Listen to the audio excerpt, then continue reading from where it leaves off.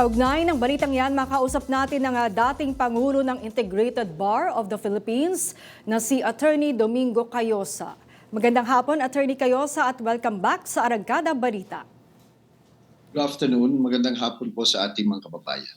Kanina nga po o ngayong araw ay naghain ng petisyon si Senador Alan Peter Cayetano at yung mga kasamahan niya na humihiling na ipawalang bisa.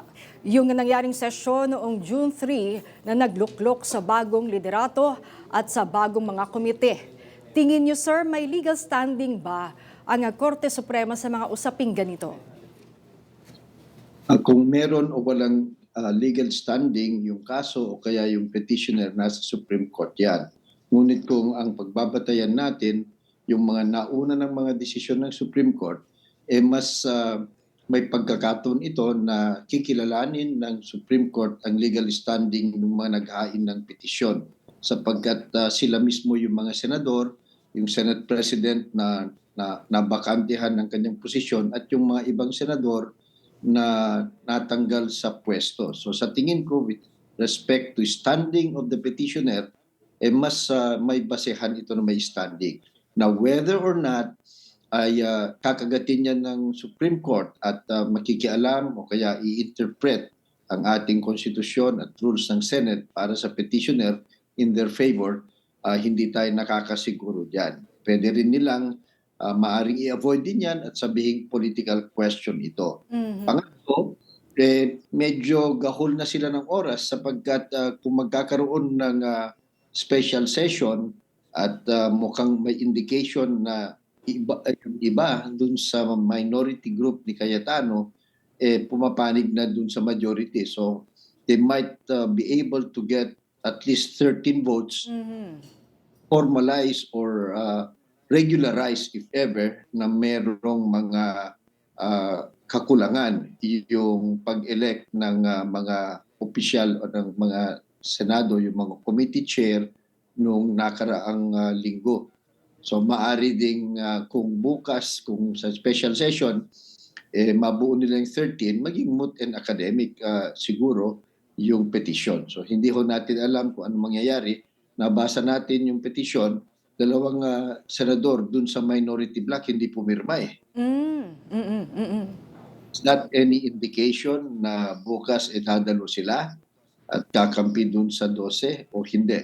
So whatever the decision will be, whether on the technicality and standing o kaya political question, sana makatulong na mabigyan linaw ito sapagkat hindi maganda na palagi na lang may mga obstacles o merong mga technicalities that prevent the Senate from doing its job. Attorney, actually, ito rin yung agam-agam ng House prosecutors sa panel dahil ang gusto nila ay maayos na yung gusot sa liderato bago pa maumpisahan ang impeachment trial. Dahil ano ba tingin niyo, attorney, ang mangyayari kung sakaling meron pa rin question sa Senate leadership at maumpisahan ang paglilitis sa mga kaso ni Vice President Sara Duterte? For practical purposes, walang masyadong problema sapagkat ang kinikilala ng House of Representatives, kasama na yung mga prosecutor, congressman, itong bagong majority bloc ni Gatchalian. So, doon nila dadalhin yung kanilang kaso, doon sila magpapakita. Kaya lang, of course, there will always be a cloud of doubt doon sa legality habang nakabinbin ang petisyon sa Supreme Court, hindi na didesisyonan. Baka lang masayang lahat ng effort. At ang sigurado dito, anuman ang mangyayari o maging desisyon ng Supreme Court, madidelay at maguguluhan yung proseso ng impeachment. So yun ho sana ang iwasan at tayo naman ay nagdadasal at nagtitiwala na mayroon pang natitirang mga senador na gusto nilang gawin ang kanilang trabaho, isang tabi muna yung politika, yung personal na interest, at mangibabaw yung kanilang sense of duty and responsibility. Kasi napakahalaga ho yung kanilang role. Hindi lang sa impeachment court, kundi sa iba pang mga bagay at hindi maganda, hindi nakakatulong sa ating bansa na ang focus nila pinag-aawayan yung mga posisyon. Mhm. Attorney, kayo sa gaano ba kahalaga yung gagawing special session na ipinatawag ng Pangulo ay bukas yan sa dalawang kinatawan ng Kongreso? At mahalaga yan na kung titignan natin yung mga linista ng Pangulo na pwede na sanang pagdesisyonan at medyo matagal na yung iba, matagal na hong nabalangkas yan, kinulang lang sila ng oras dahil nga kung maalala natin, the past few months, nawaldas lang yung oras nila sa pag-aaway sa mga posisyon di ba? Mm. So hopefully, tatalakayin na nila yan. Pangalawa, which is also equally important, baka sakali dito sa special session, mabibigyan ng pagkakataon ng Senado na i-confirm ng maayos at convincingly by at least 13 vote yung liderato ng Senado. Para sa ganun ay wala nang duda at makulangan na yung mga technicalities at mga side issues at mag-focus ito dito sa impeachment proceedings, mag-focus din ho dito sa naantala at hindi pa napipirmahang flood control investigation. Kasi ito hong dalawang ito, ang mabigat na issue yung corruption Mhm. So, kailangan gawin nila ang trabaho nila, tapusin nila at tumulong silang mapanagot sino man, regardless of who they are, regardless of their political inclinations. Mhm.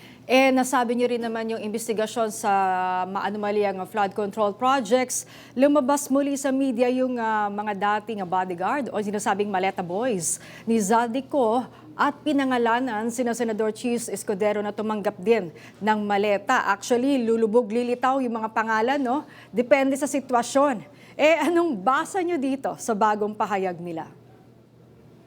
But maaaring may katotohanan yung ibang pinagsasabi, kaya lang it has been mishandled at very obvious na ho kasi na nagpapalit-palit sila ng kanilang mga statement.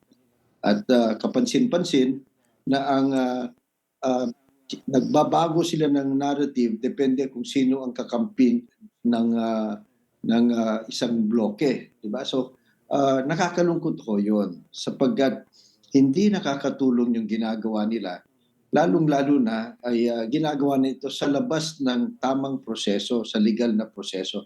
Mga press conference at yung mga unauthorized hearing. So obvious at sinasamahan pa ho ito ng mga destabilization efforts na mukhang nako-coordinate. So hindi ho nakakatulong. Sayang lang kung meron mang katotohanan yan, pag nahuluan ng kasinungalingan at kalokohan, the whole thing collapses.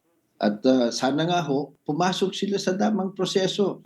Magsalita sila sa ombudsman, sa NBI, magsalita din ho sa tunay na Blue Ribbon Committee para sa ganon, ma-ferret out. Yung bang matanong din sila at ma-check kung totoo ba o hindi yung kanilang ginagawa. Kasi marami na hong nagsususpetya na parang panira lang ho ito at saka kasi nga pabago-bago Plus medyo hindi ka pare-paniwala na 18 tao pare-parehong nakita nila sa lahat ng pagkakataon sa loob ng 3 taon.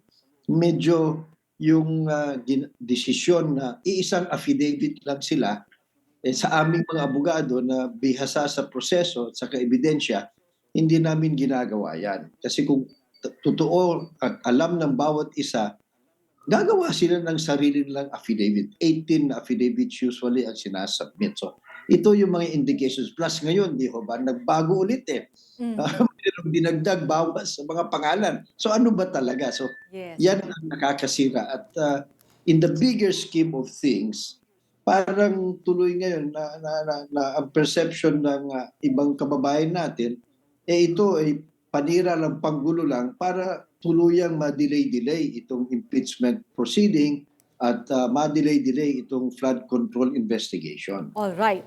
Maraming salamat po sa inyong oras, Attorney Domingo Cayosa. Magandang gabi. Maraming salamat. Magandang gabi po sa lahat.